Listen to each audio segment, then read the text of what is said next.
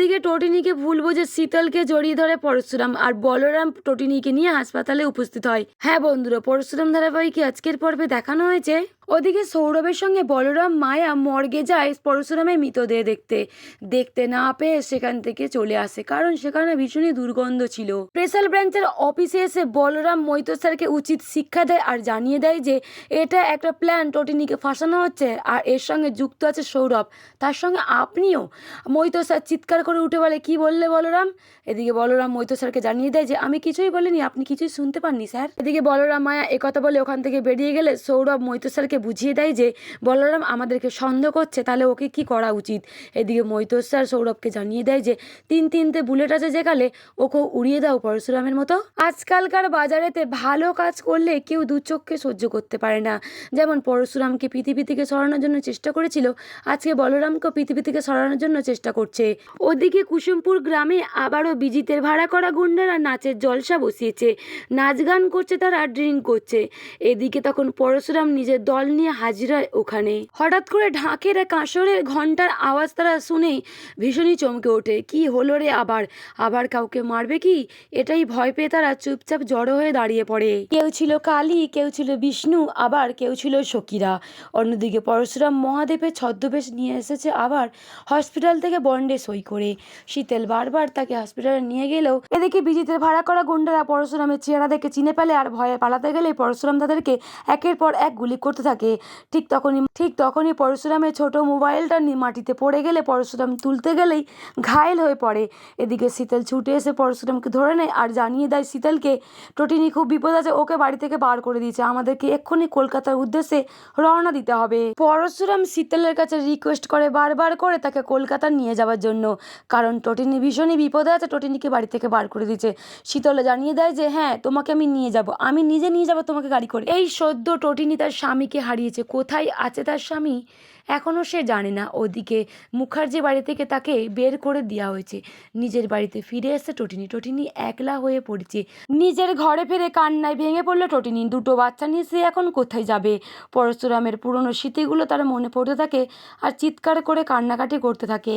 ওদিকে টটিনি বাচ্চাদেরকে সান্ত্বনা দিয়ে বলে, তোমরা চুপ করো, আর তোমাদের খিদে পেয়েছে বুঝি, আমি এক্ষুনি রান্নাঘর থেকে খাবার করে নিয়ে আসছি।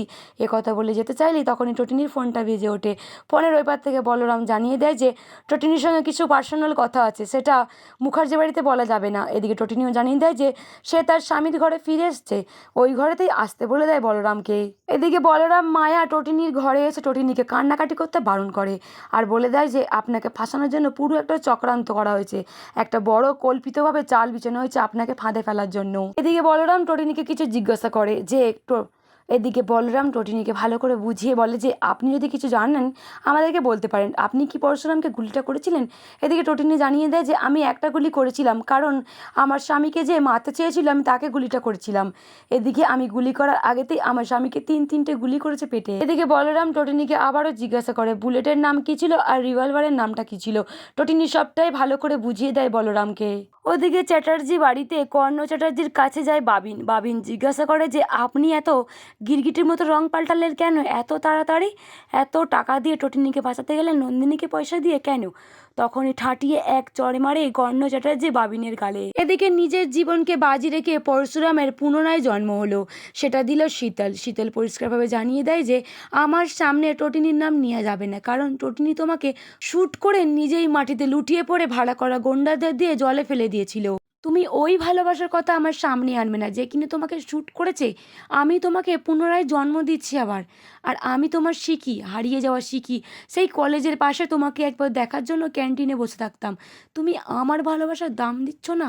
তুমি সেই টটিনি যে তোমাকে শ্যুট করেছিল তুমি তার কথাই বলে যাচ্ছ। তখনই পরশুরাম হসপিটালের বেড থেকে উঠে বসে শীতলকে জানিয়ে দেয় যে তুমি আমার জন্য অনেক কিছু করেছো, আমাকে ভালোবেসেও অনেক কিছু করেছো, আমাকে বাঁচিয়েছো, আমার নতুন জন্ম দিয়েছো। পরশুরাম আজকে শীতলের কাছে ভীষণই কৃতজ্ঞতা জানায়, সে কৃতজ্ঞতার কাছে, কারণ তাকে জল থেকে তুলে নিয়ে এসে বাঁচিয়েছে, হসপিটালে ভর্তি করেছে। ওদিকে আরও কেসটার গভীরে নামতে হবে পরশুরামকে, সেটা জানিয়ে দেয় শীতলকে। এর সত্যি পরশুরামকে বের করে আনতে হবে, কারণ অনেকগুলো প্রশ্ন পরশুরামের মাথার মধ্যে ঘোরপাক খাচ্ছে।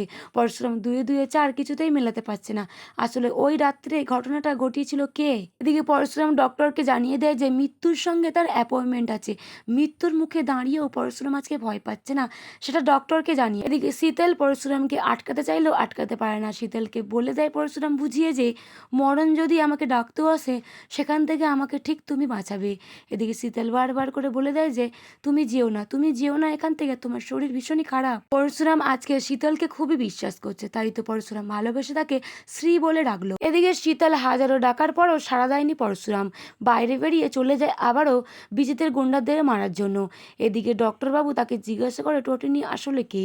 এদিকে শীতলা ডক্টরকে জানিয়ে দেয় যে টোটিনি একজন নারী, তাকে পরশুরাম ভীষণই ভালোবাসে, ও কলেজ লাইফ থেকে তাকেই ভালোবাসে আর তাকেই বিয়ে। এদিকে মৈতর স্যার বলরামকে জানিয়ে দেয় যে নিজেরা ধাঁধার মধ্যে পড়ে আছে, তিনটে খুন হয়েছে কিন্তু খুনিকে আসলে ধরতে পারেনি, একজন ইনকাউন্টার স্পেশালিস্ট এই ধরে ধরে খুন করছে এই লোকগুলোকে।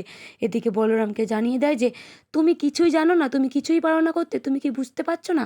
এদিকে সৌরভ ভীষণই রেগে যায়। এ কথা শুনে বলরাম বলে দেয় যে আমি তোকে বস হিসেবে মানি না আর আমি তোকে মানবও না। এদিকে বলরাম পরশুরামের তদন্ত নিয়ে নামতে চাইলে মৈতর স্যার তাকে আটকে দেয় আর বলে দেয় যে তোমাকে এর মধ্যে কোনো নাক গলাতে হবে না, সবটা আমরা বুঝে নেব। ওদিকে টটুনির রিভলভারটা আটকে রেখে দিয়েছে মৈতর স্যার।